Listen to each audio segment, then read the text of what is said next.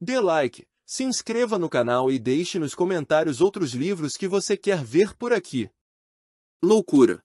A vida é um fenômeno delirante, um bocado de matéria que sofreu um surto psicótico envolvendo delírios e alucinações que a fizeram crer na própria perpetuação como o sentido paranoico de uma existência sem sentido.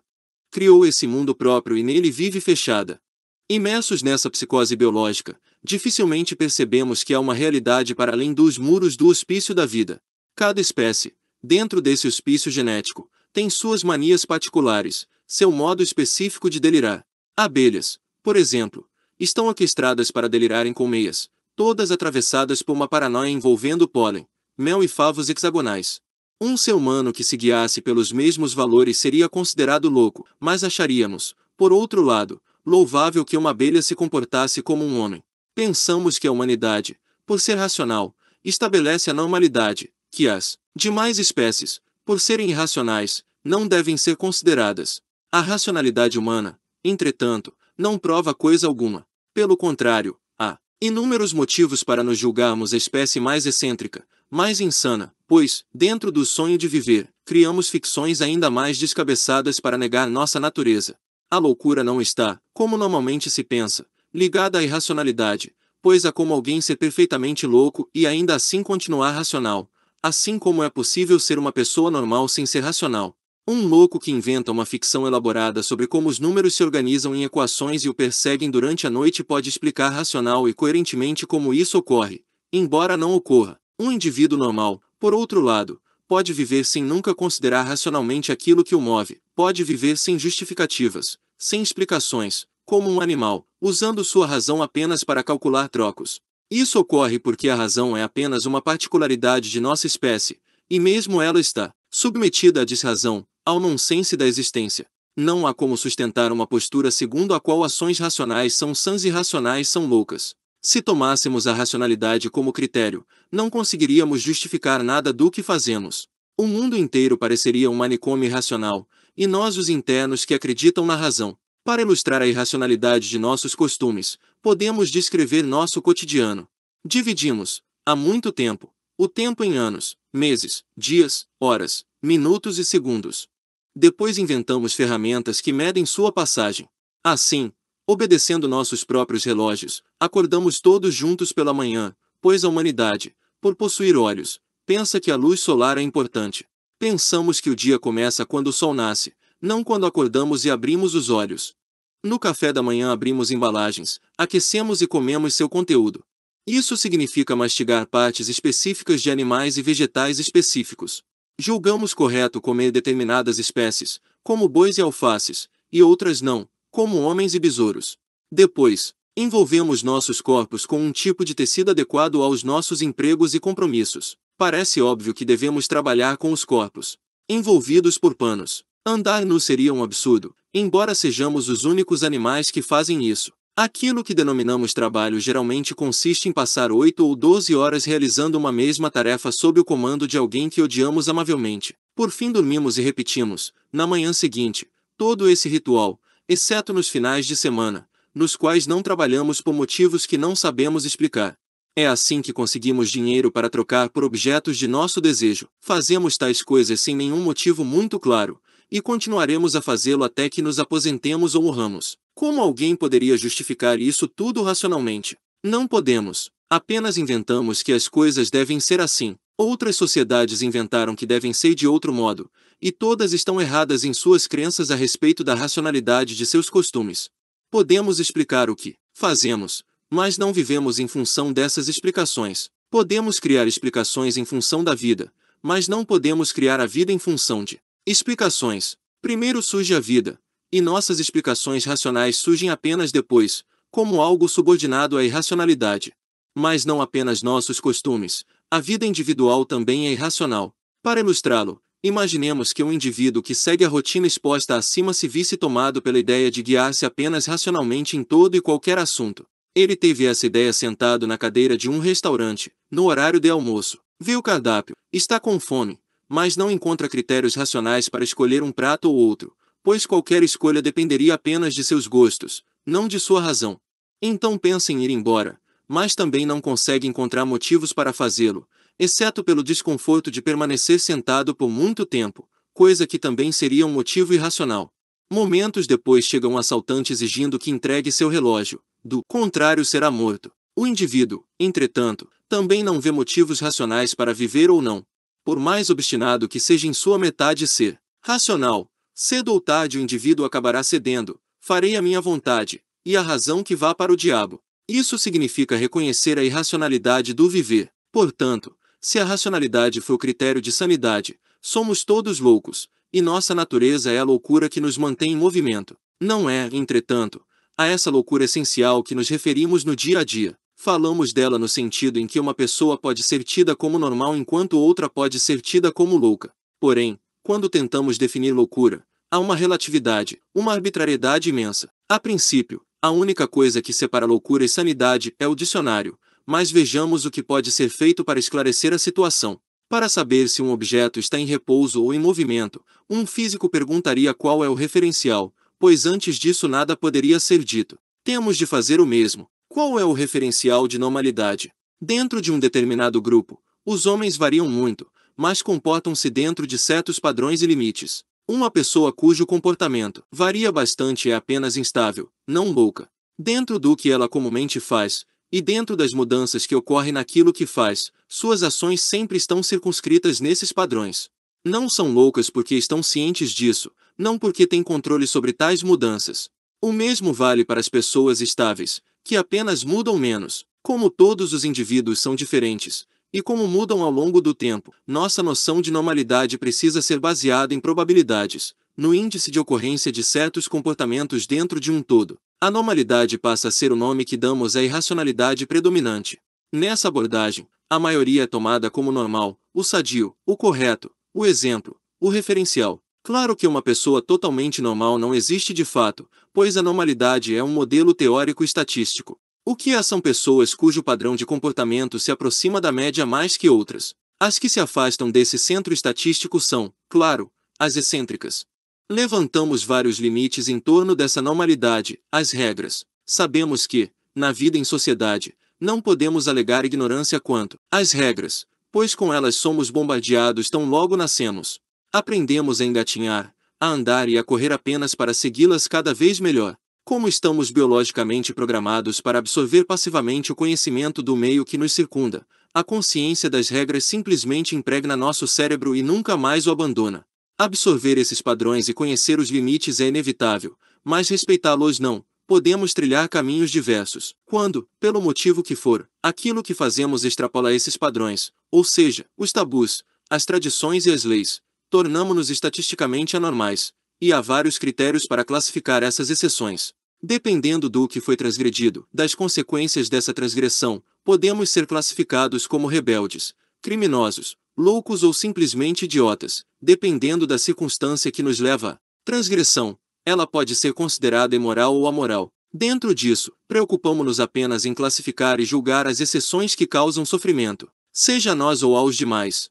Assim, se essa anormalidade prejudicial for deliberada, consideramo-la imoral e a chamamos crime. Se essa anormalidade ocorrer por nossa incapacidade de reconhecer as placas morais proibitivas, consideramo-la moral e a chamamos psicose. A loucura pode então ser vista como um modo específico de ser anormal. Aquilo que nos incomoda na loucura não é sua razão ou sua desrazão, mas sua imprevisibilidade e insubordinação.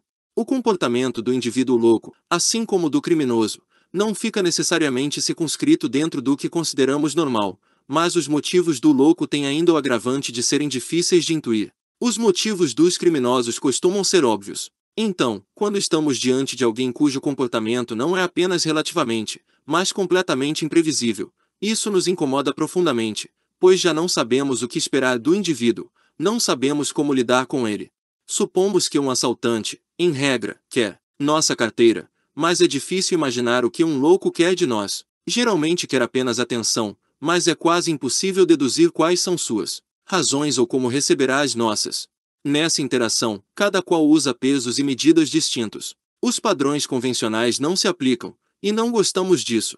Vemos essa independência das convenções não como desprendimento ou liberdade, mas como cauticidade. Sabemos que o comportamento dos indivíduos normais também é imprevisível, mas essa imprevisibilidade é prevista, fica situada dentro de certos limites pré-estabelecidos. Desnecessário dizer que, do ponto de vista físico, não somos livres para uma coisa ou outra. Tanto a obediência como a transgressão são determinísticas. Porém, aqui falamos de liberdade como um conceito moral e social. Referimos-nos ao fato de nossas ações ocorrerem imprevisivelmente dentro desse círculo de normalidade. Nossa liberdade social significa que, respeitados os limites, podemos fazer o que quisermos, seja, diz respeito à nossa capacidade de jogar dentro das regras. Essa liberdade repousa no conceito de responsabilidade moral. Somos considerados livres para que possamos ser responsabilizados por nossas ações, para que possamos ser punidos por nossa imoralidade sem que as próprias punições possam ser tidas como imorais. Claro que, na prática, somos livres apenas por assim dizer, ou seja, livres para respeitar ou não as regras. A sociedade denomina cidadãos livres os que não precisam ser presos, os que estão cientes dos limites de sua liberdade, que são capazes de fiscalizar a si próprios, responsabilizando-se por exercer as restrições por conta própria, sem necessidade de grades. Em suma, a liberdade individual não passa de um nome pomposo para direito à banalidade, um modo de classificar os presos que não usam algemas por seu bom comportamento. Somos, enquanto indivíduos morais, escravos que podem escolher, digamos, a cor de suas correntes. O fato de nossa liberdade ser apenas uma realidade poética é um fato lamentável, mas explica por que as ações morais são, ao mesmo tempo, previsíveis e imprevisíveis. São algo semelhantes ao comportamento dos elétrons. Tentemos exemplificar. Ao colocarmos um bocado deles dentro de um determinado espaço, como uma caixa de sapatos, sabemos onde poderão estar. Se levantarmos a tampa da caixa, saberemos onde estão, mas não podemos saber por que um deles está no ponto X e não no Y. Não podemos saber onde estiveram nem onde estarão. Sabemos apenas que morais são os que não fogem da caixa. A lei limita-se a vigiar os arredores e a levantar a tampa da caixa ocasionalmente para verificar se tudo está ocorrendo conforme o previsto. O comportamento desses elétrons é previsível no sentido de que sempre ocorre dentro desse espaço, mas o modo como esse comportamento ocorre é imprevisível. Desde que não ultrapassem os limites impostos pelo papelão, o proceder dos elétrons não interessa à lei. Nessa ótica, a moral, como uma caixa abstrata, não nos guia individualmente, apenas nos limita coletivamente. Claro que a moral da liberdade social não faz muito sentido, pois foi inventada apenas para que a normalidade pudesse assegurar sua própria existência moralmente. Liberdade é uma ferramenta retórica da lei, fazendo parecer que os indivíduos morais são positivamente livres, donos de suas vidas, mas sabemos que não é o caso. Na verdade, o que denominamos lei nada mais é que uma moral sistematizada e imposta à força em favor da manutenção da normalidade. Isso deixa claro que nossa liberdade é puramente negativa. Somos escravos que seguem leis, mas têm algumas regalias. Porém, se não as seguirmos, seremos escravos ainda mais miseráveis. Como leis são valores morais oficiais, transgredi-las intencionalmente implica imoralidade. Indivíduos livres que transgridem a lei são considerados criminosos. Então, desde que tenhamos consciência do que fazemos, todo crime é imoral, toda imoralidade é criminosa. Isso delimita o que são crimes. Assim, se interpretamos crimes como uma falta moral grave, o que teríamos quando falta a própria moral? Acaso, quando um indivíduo louco comete um crime, consideramos sua transgressão como algo amoral, como um acidente? Ainda que implique sofrimento, não enxergamos culpa na moralidade, pois nossa noção de culpa é a imoralidade. Não punimos loucos pelo mesmo motivo que não punimos animais. Loucos não entendem o que estão transgredindo, e é inútil tentar explicar. Sanidade e loucura são universos distintos que não se comunicam. Percebamos então que doentes mentais não são considerados livres porque não são aptos à responsabilidade moral. Interpretamos suas ações como uma fatalidade biológica resultante de um cérebro em pane. Seus corpos são como um automóvel que ultrapassa os limites e colide nas convenções porque o motorista perdeu o contato com os freios, porque estourou o pneu de sua sanidade. O indivíduo, nessa situação, não tem meios de controlar suas ações. Assim, mesmo que cause danos, não tem culpa porque não é livre. Pois bem, tendo em mente a ótica que esboçamos até aqui, temos 3 classificações possíveis. Um homem normal é livre e moral. Um homem anormal e livre é imoral. Um homem anormal e não livre é amoral. É nesse sentido que, segundo a lei, a sanidade está ligada à imoralidade, e a culpa e a loucura está ligada ao acaso e à moralidade. Na loucura, como explicamos, perde-se o contato com a realidade, com a noção de realidade moral. Quando um louco comete uma transgressão, não há imoralidade nisso, pois ele ignora a esfera moral de suas ações, encontra-se fisiologicamente incapaz de responder por seus atos. Sua loucura é uma doença que causa cegueira moral, impedindo de interpretar suas ações com os mesmos olhos da lei. Pelo fato de entendermos a loucura como uma doença, seria imoral que puníssemos o indivíduo pelos bugs de seu cérebro, assim como seria imoral que puníssemos alguém que matou um bebê porque, devido a uma cãibra, perdeu o equilíbrio e caiu sobre ele. Não há sentido em algemar os galhos de uma árvore que despencou amoralmente sobre nós, ainda que isso nos machuque muito. Ambos os casos são apenas acidentes, não crimes. Esses são os critérios que usamos modernamente para definir a anormalidade chamada loucura, o transtorno mental que causa a perda de contato com a realidade. Médicos especializados em psiquiatria, neurologia e afins são os assistentes técnicos que estudam essas normalidades e anormalidades cerebrais. Enquanto cientistas, seu objetivo não é transformar os loucos em indivíduos úteis, aptos à gloriosa dinâmica de grupo empresarial, mas apenas buscar entender a razão pela qual certos cérebros não controlam adequadamente os corpos em que estão, a razão pela qual processam tão diferentemente os mesmos estímulos. Entretanto, como precisam de um ganha-pão, tais técnicos geralmente utilizam seu conhecimento científico para realizar intervenções nesses cérebros anormais. Embora isso seja uma questão moral, sabemos que ser louco não é errado em si mesmo. A loucura é apenas inconveniente à sociedade. A opinião dos normais, entretanto, é que devemos curá-los, e deste torná-los semelhantes a nós, ainda que não haja nada de científico nisso, exceto na formulação dos remédios utilizados para torná-los inofensivos como vegetais. Pois bem, ao afirmar que um indivíduo psicótico perdeu o contato com a realidade, é óbvio que não nos referimos à realidade objetiva. Primeiramente porque é fisicamente impossível que isso ocorra, ninguém sai voando ao enlouquecer. Depois, porque ninguém tem contato com essa realidade, ao menos diretamente. O perder o contato que caracteriza os loucos diz respeito à realidade social particular em que o indivíduo está inserido, ou seja, perde o contato com o que se espera dele, com a ordem moral que foi instaurada para reger a sociedade. Não consideramos psicóticos os que ignoram a ciência, mas os que ignoram as regras mais elementares da sociedade, mesmo estando nela. Os poucos que estão familiarizados com a objetividade em geral são os filósofos, os cientistas, os estudiosos, ou seja, aqueles cujo conhecimento é capaz de transcender o relativismo moral e apontar apenas os fatos. Enquanto estudiosos, seu conhecimento é moral, mas eles não ignoram as regras, apenas sabem discernir melhor os fatos. Os loucos, por outro lado, não conseguem discernir nada de coisa alguma. Aquele que, durante um surto psicótico, mata outro indivíduo, faz isso num mundo paralelo, como uma besta selvagem. Tal indivíduo pode ser considerado perigoso, mas nunca imoral. Isso porque, se questionarmos esse indivíduo sobre suas razões para o assassinato, veremos que suas explicações ignoram qualquer noção de culpa, de moral, de transgressão, não vê necessariamente relação entre facadas, sangue, morte, culpa e prisão. Em sua cabeça pode haver 1000 explicações, mas são todas alheias às normas sociais, pois o louco está num mundo à parte criado por ele próprio, agindo de acordo com a realidade que inventou como se fosse a única. O louco não sabe que os elefantes coloridos existem apenas em sua cabeça, eles realmente querem pegá-lo. O mundo inteiro está conspirando para esconder tal fato das autoridades. Por mais descabidas que sejam suas fantasias, nada do que dissermos será capaz de convencê-lo do contrário. Contudo, o verdadeiro problema não é que a realidade do louco seja melhor ou pior que a realidade social, que também é inventada, mas o fato de o louco estar convencido de que sua realidade não é uma invenção pessoal. Para nossos fins, já explicamos a loucura suficientemente bem.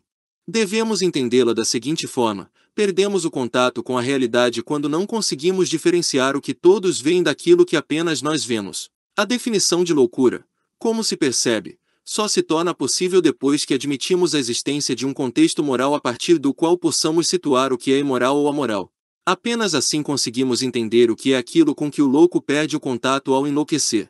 Antes disso veríamos apenas como uma pessoa excêntrica e socialmente inapta que fala coisas sem sentido, comportando-se segundo padrões incompreensíveis. Conforme explicado, consideramos tais indivíduos um caso à parte porque, segundo nossas próprias regras, só podemos julgar moralmente aqueles que sabem o que é moral, que vivem num mundo racionalizado, sendo capazes de conceber causas e efeitos morais. Vejamos agora o papel da razão na construção dessa realidade moral.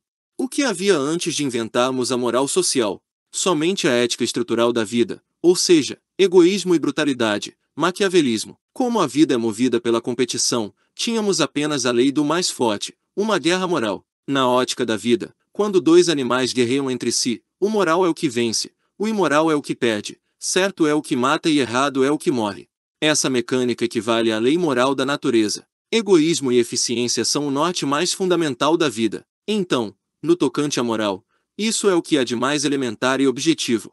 Ainda assim, a vida em si mesma é essencialmente amoral, alheia à noção de culpa, de certo ou errado, pois o egoísmo foi só um efeito colateral moral da eficiência cega que move a vida. A humanidade passou muito tempo nesse esquema, mas hoje nosso esquema é a civilização.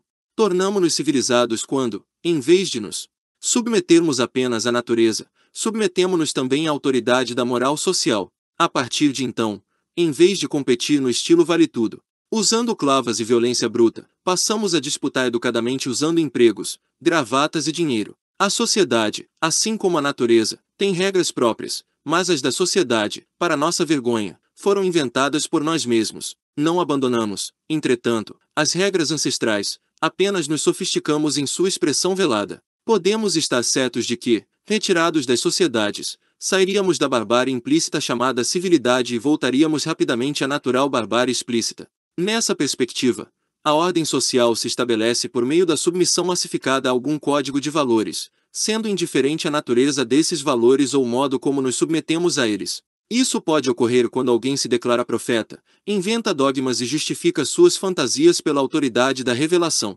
Outro pode declarar-se líder, esbravejar que seus gostos são leis e esquartejar os adversários para superar o relativismo. Costumamos ser poéticos nesses assuntos, mas a civilização não nasceu após os selvagens sentarem-se em torno de uma mesa e discutirem medocamente meios de fazer a barba e viver em paz, mas após um dos selvagens espancar os demais e deixar claro que isso se repetiria até que passassem a obedecê-lo. Apesar de atualmente simpatizarmos com ideais pacifistas, a história da humanidade sempre foi a história de uma sangrenta guerra pelo poder, pelo direito de estabelecer a lei. Nesse sentido, a paz é o silêncio resultante dessa vitória, o reconhecimento público da superioridade não dos valores, mas da força do vencedor. Portanto, mesmo que uma sociedade seja internamente estável, não há garantias. Sempre existirão os que desejam conquistá-la e impor seus próprios valores, coisa que invariavelmente envolve crueldade. Devemos entender que as sociedades são morais apenas por dentro, porém, por fora, são amorais como animais selvagens. Sociedades não se submetem a moral alguma. Os valores que as norteiam internamente não valem do lado de fora. O fora é uma terra sem leis, e nada impede que uma sociedade se intrometa nos assuntos das demais.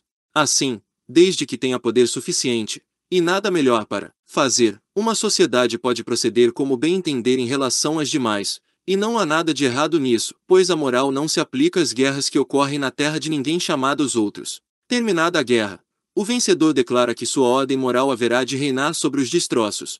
Descobrimos qual lado estava certo somente depois que o mapamundi político é redesenhado. Claro que, quando um conquistador, por meio da força, destrói uma ordem social e a substitui pela sua, de início é considerado mau e criminoso. Porém, uma vez seu poder tenha se estabelecido como uma tradição, seus valores tornam-se regra e passam a ser considerados bons. Isso acontece porque nosso referencial para emitir julgamentos morais não é a razão, não é a justiça, mas a autoridade dos valores vigentes. Os que antes eram os bons, por terem perdido a luta, passam a ser os maus, os errados, os marginais. Mesmo assim, é comum que os perdedores continuem chamando-se os bons e os justos, guardiães da verdadeira moral, mas isso não passa de nostalgia, de saudade dos anos em que seus valores tinham autoridade. Nesse processo, seja qual for a guerra, seja qual for o inimigo, não há dúvida de que os valores que, ao fim, serão estabelecidos são todos arbitrários, dependendo exclusivamente dos caprichos do vencedor. Essa é a razão pela qual os valores particulares das sociedades atuais têm muito mais relação com os povos pelos quais foram dominadas ao longo do tempo que com qualquer outra coisa.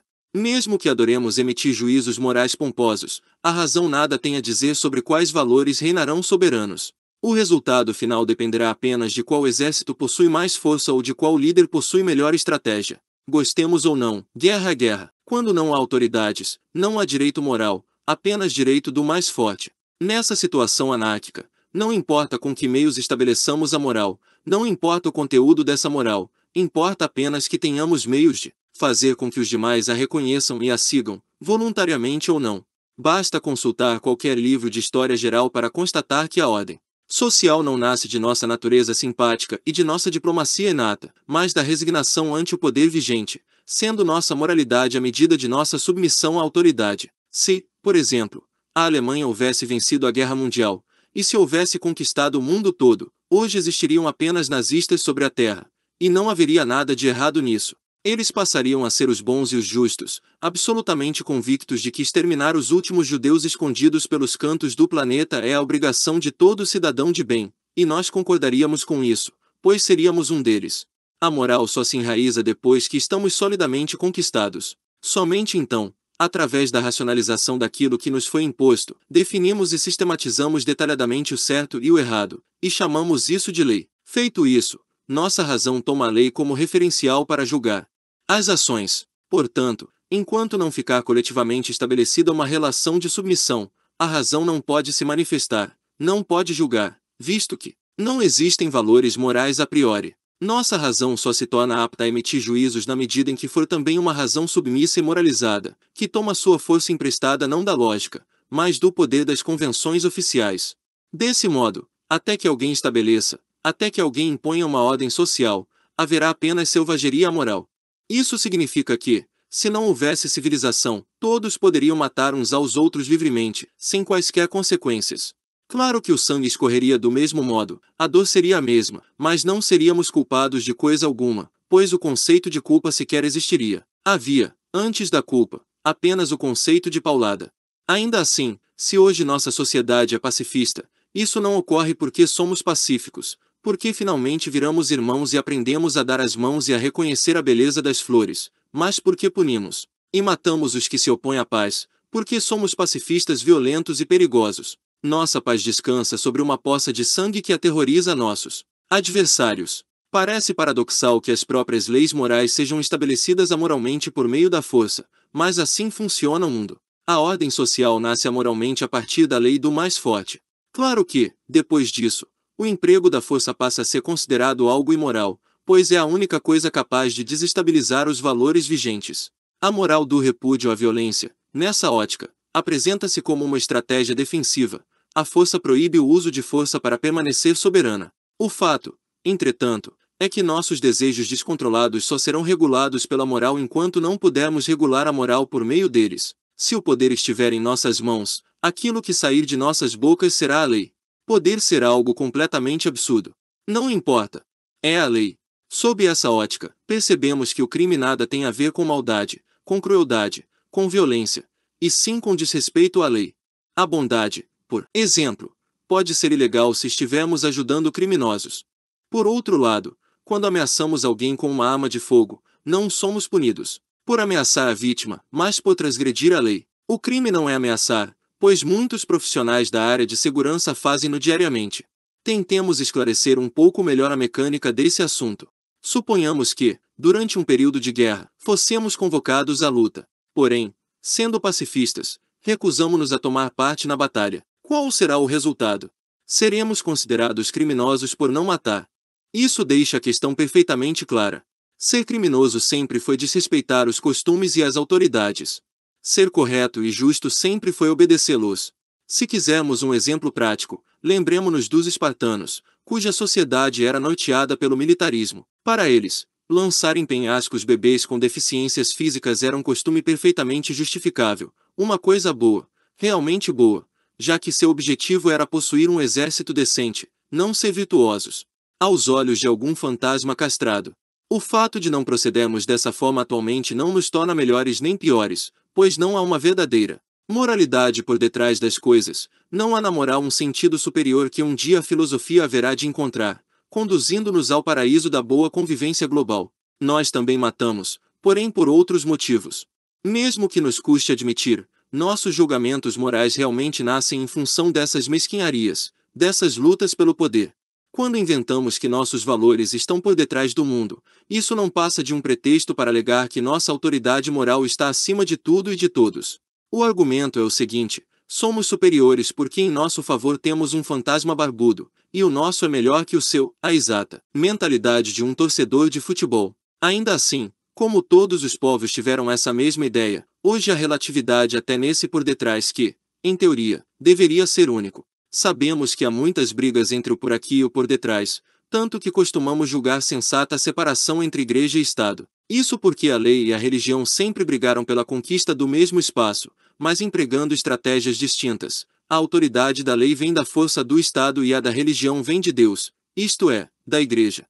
Seja como for, se levar a sério o por aqui já há motivo de piada, o mesmo em relação ao por detrás seria um veneno, nos mataria de rir. Como já estamos cansados de saber, o além não passa de um pretexto, de uma cópia falsificada do aqui. Deixemo-lo às traças. Os espartanos podem ter existido há muito tempo, mas hoje as coisas não são diferentes. Tudo está relacionado à lei. O assassinato de bebês, defeituosos, em nossa sociedade, em vez de ser encorajado, é punido, pois representa um desrespeito para com a moral vigente, embora alguns povos, por motivos distintos, ainda pratiquem o infanticídio moralmente. Mesmo que alguns hippies modernos digam o contrário, é óbvio que o assassinato não é errado em si mesmo. Para nos convencermos disso, basta observar que policiais matam diariamente. Isso não os torna imorais, maus ou errados aos olhos da sociedade, pois essa exceção está prevista em lei. Como qualquer povo, permitimos o assassinato quando há motivos suficientemente bons, e para espartanos ter um exército poderoso era um motivo suficientemente bom para assassinar bebês. Claro que vemos nosso próprio caso como uma exceção, mas isso apenas porque somos imbecis. Policiais não matam, protegem os inocentes. Pensar assim nos conforta, mas não muda os fatos. Policiais estouram os miolos dos criminosos para que eles não estourem os nossos, e nós os pagamos para que matem por nós. Tais fatos nos enchem de perplexidade. Percebemos como são débeis nossas razões morais, mas não há em que se agarrar. No fundo, não há fundo algum.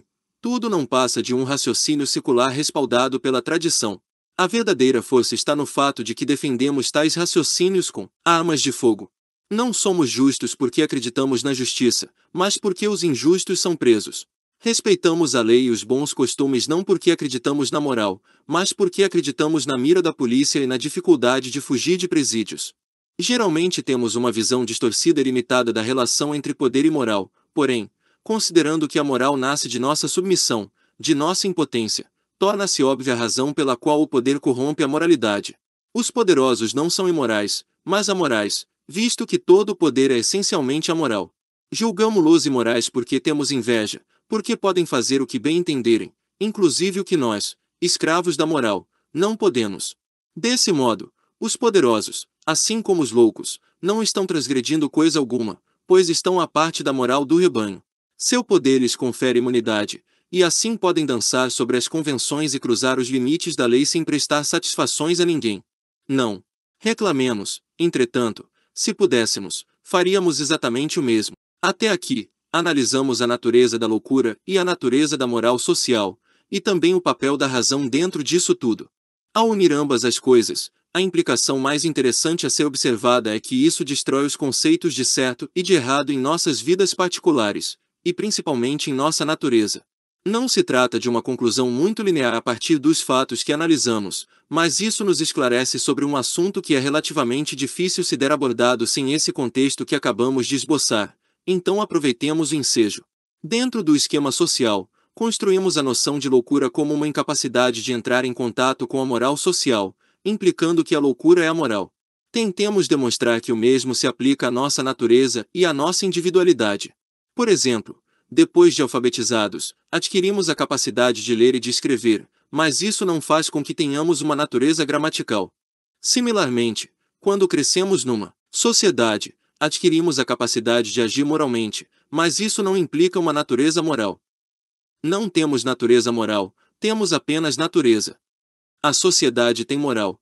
Assim como não nascemos pré-programados para falar uma língua específica, não temos em nós valores morais inatos, apenas habilidades sociais genéricas que se adaptam ao contexto em que houvermos nascido. Se houvéssemos nascido na selva, seríamos selvagens. Porém, como nascemos em cidades, somos cidadãos. A moral social, para os indivíduos, não é um meio nem um fim. Não é um acordo, não é uma escolha, mas uma imposição que vem de cima para baixo, sem meias palavras. É a lei. Ela dá as cartas, representa o espaço dentro do qual se permite que as relações ocorram, dita como e quando podem ou devem acontecer. Temos, dentro desse espaço confinado estabelecido pela moral, indivíduos amorais interagindo moralmente, dançando conforme a música que toca em sua terra natal. A conclusão é a seguinte: como nosso único ponto de contato com a moral é exterior, não existe moral individual. Assim como não há amizades solitárias. Nessa perspectiva, torna-se óbvio que não há sentido em julgar nossa natureza moralmente, assim como não faz sentido calcular quantos dólares valem uma personalidade.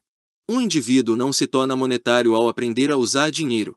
Ninguém se torna moralizado ao aprender a usar a moral. Ambas as coisas são apenas ferramentas sociais, convenções oficiais, não realidades íntimas e pessoais. O dinheiro serve para nortear as relações comerciais entre os indivíduos, a moral serve para nortear as relações sociais entre os indivíduos. Isso é tudo. Devemos entender que a moral regula o que está fora de nós, nossos limites, o espaço vazio entre os indivíduos. Nós não vivemos essa moral, apenas a usamos, guiamo-nos em função dos limites que ela nos impõe. Mesmo porque, se a moral estivesse dentro de nós, o dinheiro também estaria. A moral diz respeito não ao indivíduo, mas à realidade social que criamos como que sobreposta à nossa natureza biológica. Percebamos, portanto, que o certo e o errado estão relacionados à manutenção da vida em sociedade, aos limites que impomos a nós mesmos, não aos nossos caprichos pessoais. Noutras palavras, a moral não diz respeito à vida individual em si mesma, mas somente à regulamentação das ações individuais quando inseridas num contexto social. Isso porque, quando tomamos apenas a individualidade como referência, não encontramos um ponto a partir do qual julgar nossas ações, classificá-las como certas ou erradas de dentro para fora ou de dentro para dentro. Isso equivaleria a criar outro sistema moral, e não temos autoridade para fazê-lo, apenas para sonhá-lo. Caso ainda tenhamos alguma dúvida, a observação seguinte bastará para distinguirmos melhor entre o social e o individual.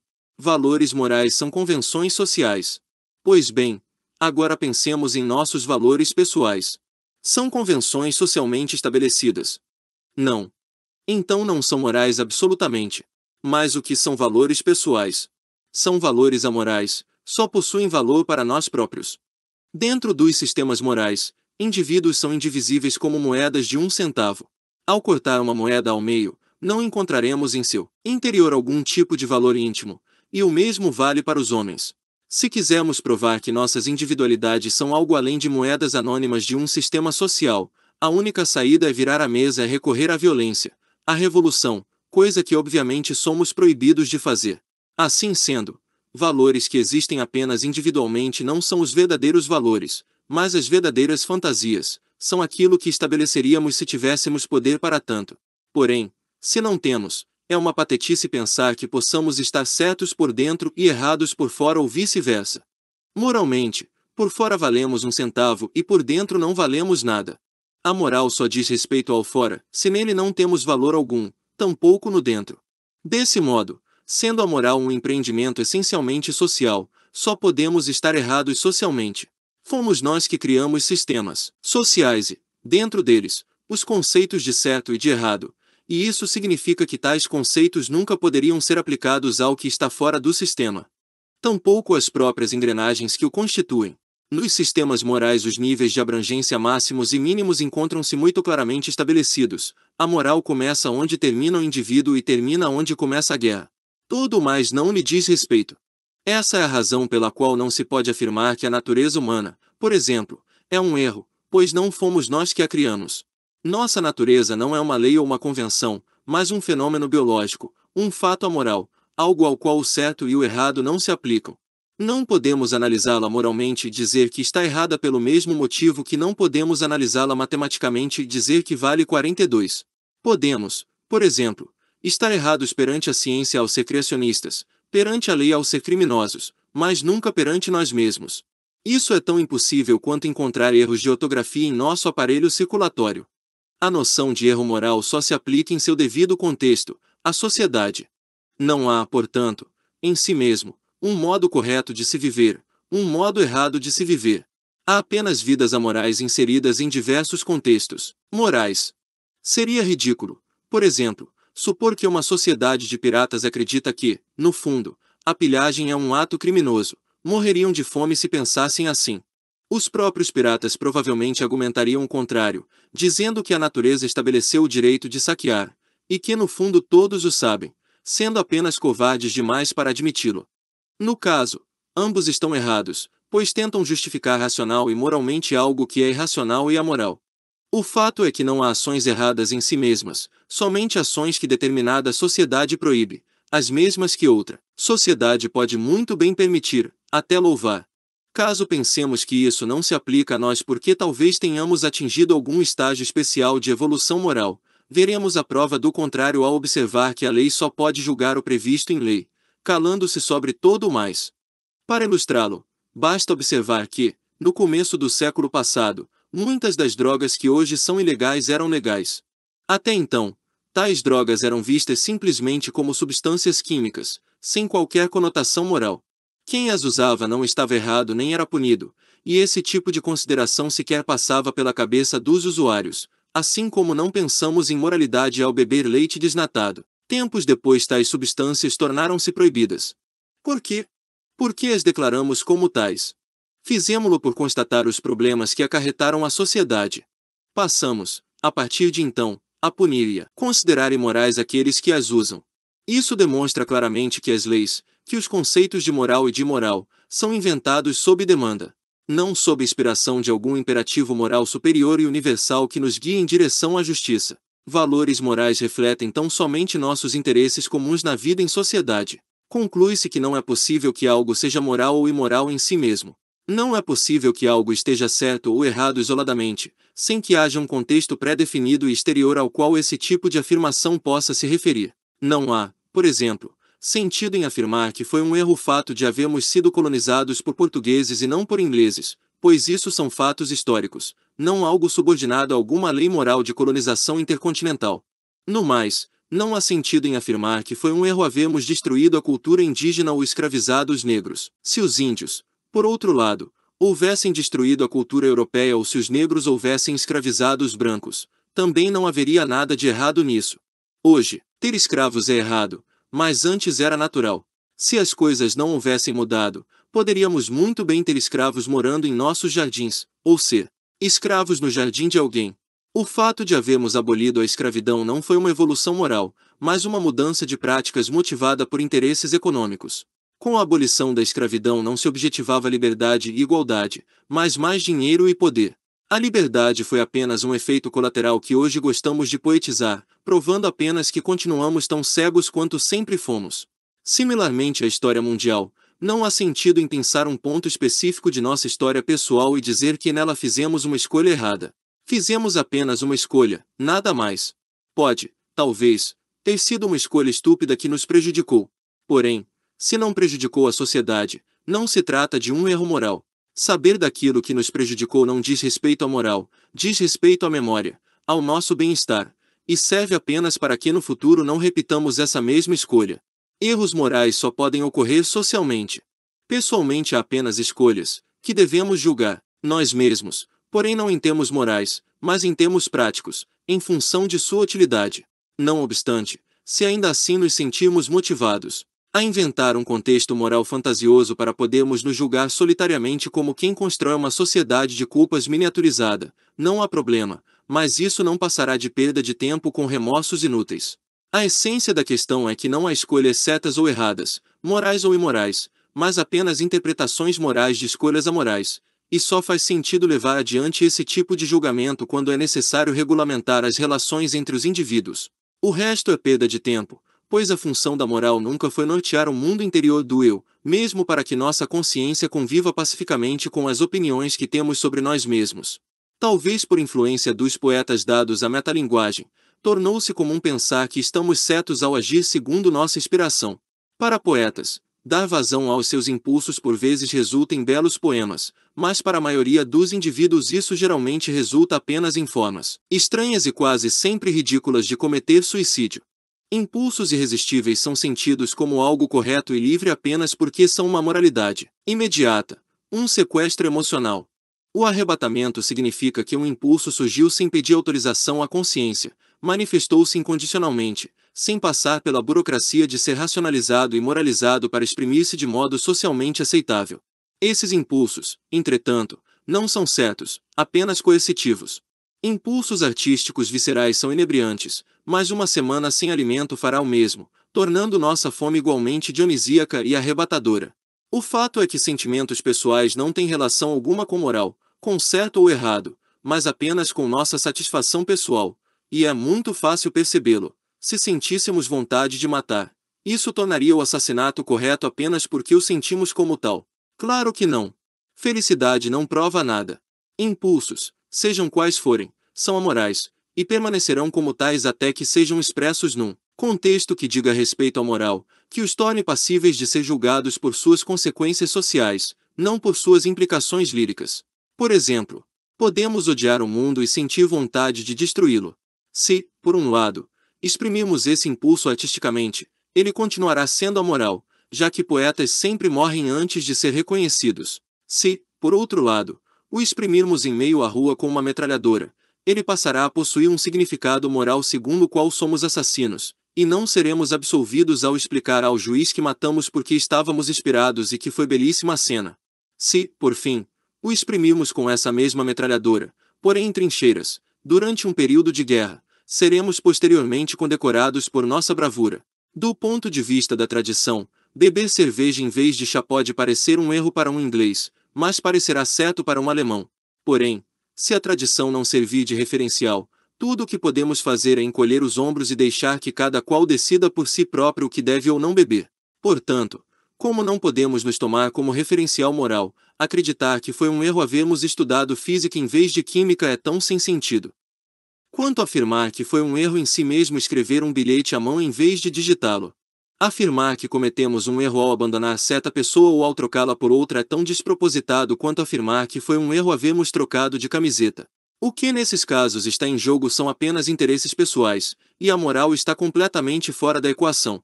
Os indivíduos depressivos são, sem dúvida, os campeões disparados nessa competição de julgamentos morais sem sentido envolvendo autopiedade. Poucas imbecilidades estão à altura da afirmação segundo a qual nossa própria vida é um erro em si mesmo e que, portanto, devemos nos matar. Tudo isso é moralidade secular. Pelo mesmo motivo que não julgamos moralmente o movimento descendente da água numa cachoeira, os fatos que não têm repercussões sociais devem ser analisados amoralmente, com a mesma ótica com que enxergamos a loucura, com a mesma ótica com que a ciência investiga os fenômenos naturais. Assim como não podemos fazer julgamentos amorais ou beber gelo, não podemos emitir juízos morais sobre nossa individualidade em si mesma. Não há um contexto que torne isso possível, já que moralizar algo nada mais é que medir sua adequação à sociedade, da qual, como explicamos, nossa individualidade não participa. Entendamos, de uma vez por todas, que ser um indivíduo moral é saber andar na linha, não possuir pensamentos puros e consciência tranquila. Se, entretanto, a distinção entre ambas as coisas ainda nos parece confusa, pensemos o seguinte: o que é certo ou errado? Não sabemos dizer. No decorrer de nossas vidas, temos de fazer muitas escolhas, e tudo nos parece muito confuso. Como saber quais delas são moralmente erradas? Simples, as erradas nos colocarão na cadeia. As demais escolhas simplesmente não importam, e é apenas por isso que podemos escolher. Claro que temos opiniões e preferências pessoais, e é claro que, se pudéssemos, as imporíamos aos demais, isto é, as transformaríamos em regras morais, mas isso é algo que cumpre ao Estado, não ao indivíduo. Nossas opiniões e preferências pessoais não são valores morais. Poderão, é claro, tornar-se valores morais, mas apenas depois de externadas e reconhecidas como uma autoridade. Isso pode ser feito, por exemplo, apontando-se um revólver à cabeça de outrem, estabelece-se uma relação de submissão. O poder que o revólver nos confere faz com que nos tornemos a lei naquele contexto moral. Desnecessário dizer que, nessa situação, tudo o que afirmarmos estará certo e será obedecido, não porque estejamos com a razão, mas porque estamos com o revólver. E quem nos desobedecer será alvejado. A diferença é que o Estado faz isso com uma nação inteira. Apontar armas à cabeça dos demais talvez nos pareça um exemplo absurdo, mas apenas isso pode ser propriamente denominado moral individual, coisa que não tem relação alguma com sonhos de paz mundial. Se valores pessoais e morais se confundem, isso ocorre apenas porque nossos valores pessoais consistem em grande parte de convenções que interiorizamos. Como vemos, moral é algo muito simples, e envolve apenas duas coisas: poder e submissão. Nada de complicado na equação. O complicado está no fato de que nossos interesses em sociedade são substancialmente conflitantes, e a moral serve justamente para orquestrar essa guerra, regulamentá-la, mantendo os conflitos sob controle e tornando tolerável a vida em sociedade. Isso significa que, se estivermos desarmados, nosso dever, enquanto indivíduos morais, é apenas obedecer. Sabemos que cada qual tem seus motivos, suas explicações e suas vontades, mas todos têm a mesma moral, todos jogam dentro das mesmas regras para conseguir o que querem. Não é em função do valor que damos às coisas pessoalmente, mas função do valor que reconhecemos nelas a partir dessa moral compartilhada que emitimos juízos de valor. Tudo o que fazemos, enquanto indivíduos, é entender as leis e explorá-las, advogar pelos nossos interesses pessoais dentro dos sistemas morais da sociedade. Nunca criamos os valores. Contudo, se quisermos, podemos pensar o contrário. Podemos inventar teorias de razão pura segundo as quais roubar é moralmente correto, mas isso, sendo apenas uma invenção pessoal, não mudará nada. Mesmo que acreditemos estar com a razão, mesmo que justifiquemos nossas teorias com ensaios filosóficos e que os levemos em nossas maletas para demonstrar a racionalidade contundente de nossos frutos respaldados por uma lógica impecável, continuaremos socialmente errados. Podemos escrever uma pilha de tratados filosóficos, a lei os refuta com uma linha. Inventar argumentos racionais segundo os quais estamos certos ao estar errados equivale à tentativa de comprar eletrodomésticos com um papel, moeda que não circula na sociedade. Proceder dessa forma é tão ridículo quanto imprimir uma fortuna em notas falsas e sair mundo afora gritando filosofias relativistas. Valores morais pessoais, assim como dinheiro pessoal, não valem nada. Estamos invertendo a ordem das coisas ao tentar estabelecer racionalmente um valor moral ou um juízo sobre algo estar certo ou errado. A razão, sozinha, é incapaz de fazê-lo, pois não é a razão, mas a autoridade que estabelece a moral, que instaura valores, e só a partir disso podemos elaborar juízos morais. Nosso direito de possuir opiniões morais decorre de nossa aceitação da moral coletiva, de nossa submissão à lei, a qual nos confere autoridade para julgar fatos particulares, mas apenas sob a sua ótica, não sob a nossa. Portanto, como não podemos viver racionalmente, como nossa natureza é amoral, como a moral é uma estrutura social externa a nós, devemos banir o conceito certo e errado da vida individual como algo que simplesmente não se aplica. Ao longo dessa exposição, parece que conseguimos esclarecer relativamente bem alguns tópicos controversos relativos à moral e à sociedade. Contudo, normalmente não fazemos questão de distinguir as coisas tão claramente. Preferimos distorcer os fatos, preferimos ser vagos para deixar algumas cartas na manga. Quando a lei, por exemplo, está do nosso lado, estamos certos. Por outro lado, quando está contra nós, continuamos certos, e ela torna-se injusta. Sempre fomos, sempre seremos assim, todos idiotas. Logo de início, no processo de inventar a sociedade, aproveitamos o ensejo para reinventar o mundo todo segundo nossos caprichos. Enquanto a sensatez estava de férias, apressamo-nos em declarar que não apenas os homens, mas o mundo todo estava submetido às nossas razões. Passamos a acreditar no mundo como algo inerentemente moral, racional e justo. Foi assim que a humanidade criou seu próprio hospício particular dentro do manicômio chamado vida. Ao racionalizar a vida, abrimos exceções infindáveis para proteger nossas ilusões, e é por isso que, mesmo sendo animais, no fundo não somos apenas animais, sabe-se lá como. Também por isso somos pacíficos, embora sejamos violentos. Introduzimos muitas mentiras confortantes na equação para resultarmos um grandioso erro de cálculo. Nossa estupidez tornou-se uma autoridade. Inconteste depois que moralizamos a indiferença do mundo para acreditar que ele nos obedece em segredo. Nossa lista de feitos imbecis se estende para além do horizonte. Não estamos sendo metafóricos ao afirmar que sociedades humanas são fazendas de formigas bípedes e territoriais que matam umas às outras para poderem tornar-se morais e justas. O processo é simples: guerreamos, matamos, e então construímos a civilização sobre o sangue de nossos adversários. A humanidade nunca soube caminhar de outro modo. Que é a moral? Sangue depois de seco. O sangue torna-se tradição, torna-nos jumentos voluntários que acreditam em seus próprios carrascos. Queremos ser morais também por dentro para esconder de nós mesmos esse fato vergonhoso, para dourar nossa sujeição e transformá-la em virtude. Somos os bons e os justos, o arreio está instalado e sempre será negado. Às vezes abrimos os olhos e fingimos surpresa ao nos vermos confrontados por nossas próprias mentiras, revoltando-nos por pisar nos pregos que nós mesmos espalhamos pelo chão, impossibilitados de nos desviarmos deles pelas limitações que impusemos a nós mesmos. Porém, burrice à parte, sejamos gratos ao fato de que não há, mas se houvesse uma justiça universal, estaríamos todos no corredor da morte. Às vezes até suspeitamos de nós mesmos, mas os verdadeiros culpados sempre nos serão um mistério insondável. Estamos à espera de uma revelação que culpe outrem.